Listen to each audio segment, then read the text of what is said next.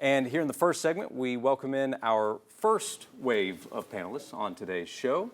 To my right, Vince Farrar and Paige Dower. Vince, Paige, good morning. Good morning. Good morning. And to the left, Mark Pankratz, overflowing with basketball knowledge, former D1 player, Tennessee assistant. Mark, good morning. Thanks, guys. And Chuck Heveliers, how do we introduce Chuck? The founding father of the Sports Source. The godfather of sports talk.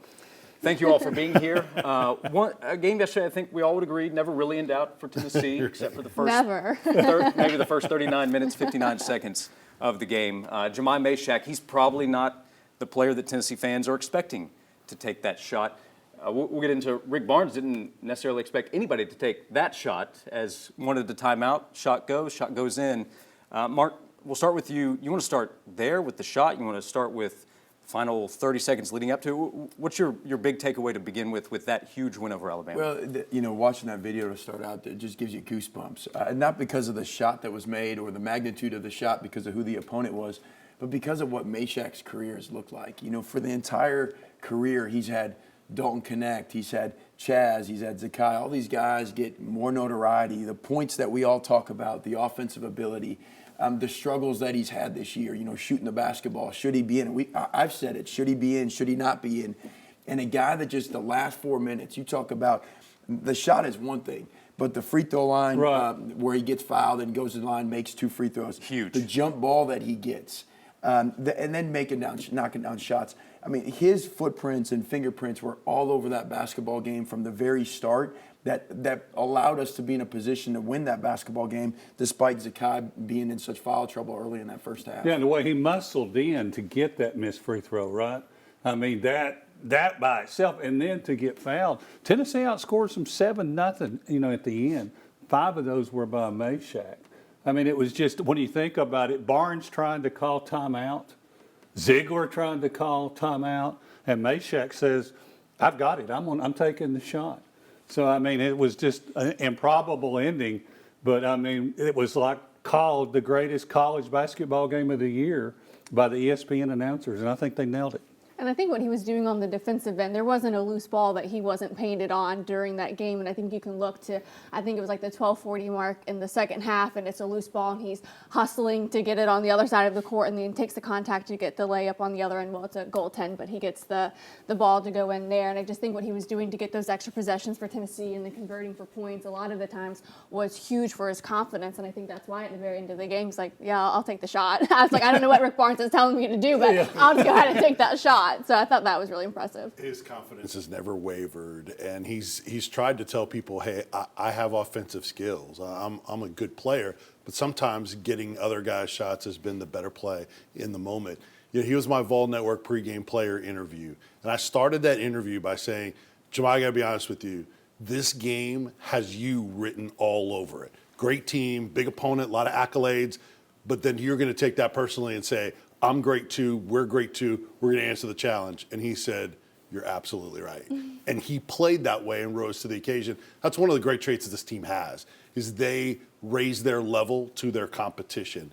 And then the lead in, you guys talked about all those different things, even those jump balls. I mean, just the breaks that happened, the tie-up that should have been a foul when Sears stepped on Ziegler. That ended up being a tie-up, switching the possession arrow.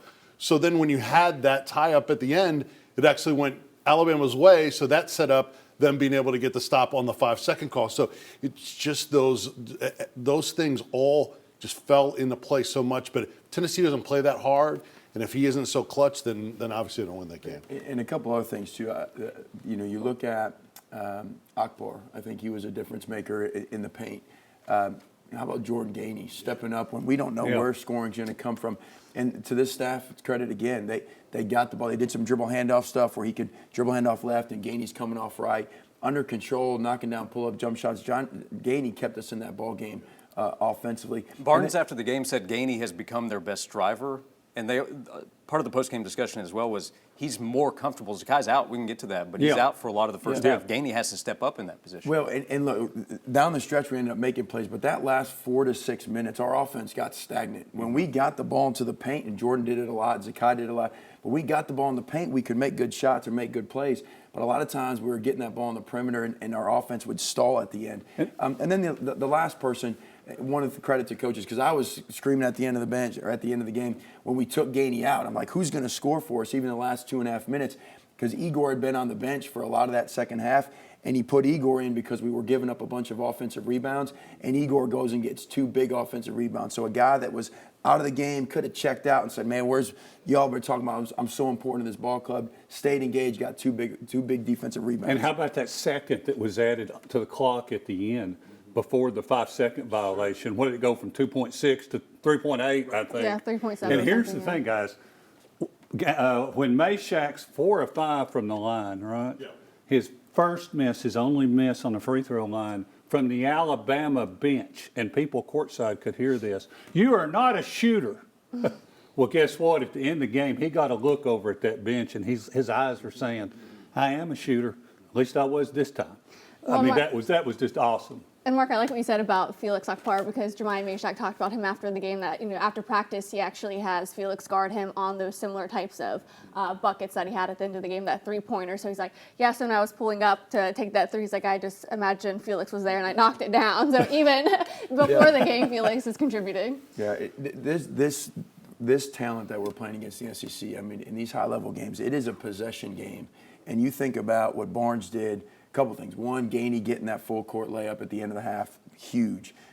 Putting Zakai in with 4 minutes left in the second half, that's a big coaching decision. Does your point guard get 3 fouls? That's a big coaching decision that worked out. Is Coach Mark Pankratz putting him back in, or are you waiting until the second half? What are you doing there? I would not. I would actually have kept him on the bench because you're still close. It's a 1-possession, 2-possession game when he came back in, and I think you're just trying to get to that next stage, and it worked out for him. And then Akbar, Akbar gets his 4th foul with about 6 minutes left. And you're thinking, man, do you take him out to save him to the last 3 minutes? Barnes keeps him in the game, and Akbar continued to. I mean, one time he switched on to Sears and kept Sears out of the paint, playing defense on their point guard. Yeah. And so Akbar was huge on the defensive end, and the coaches made big-time decisions down the stretch that led to a big victory. And 4 straight wins over Alabama now.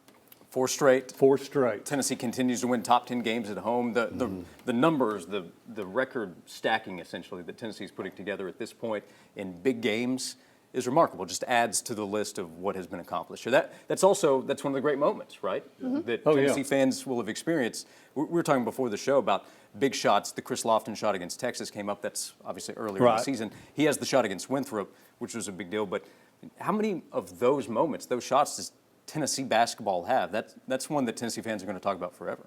Oh, and especially because, I mean, we were down 4 points with 36 seconds left. Yeah. People around me, 20, 25 people around me. There were a few fans that said, yeah, I'm out of here. That's it. And they thought the game was over, and to come back and be able to get that in that moment from a guy that, look, we're not going to have many more guys that probably wear an orange uniform that are here for 4 years. Yeah. Like cherish this moment for a guy that could have left. He could have taken NIL money and went somewhere else. He kept the payday here, stayed with Tennessee, and now he is the definition of this culture.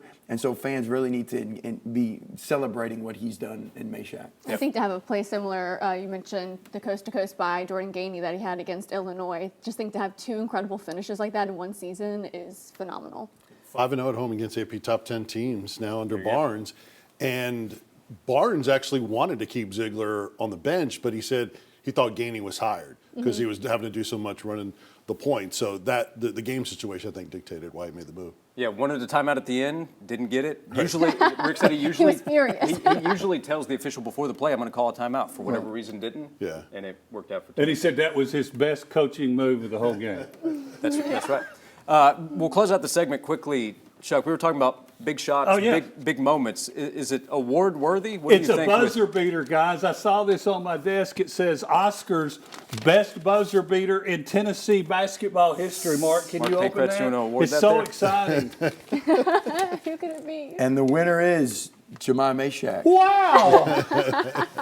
They remember what you do in March. They remember what you do on the first Saturday in March for Tennessee's win against Alabama. When we come back, it's a huge win for Tennessee over Alabama. What can it mean for Tennessee? 2 weeks to go until Selection Sunday.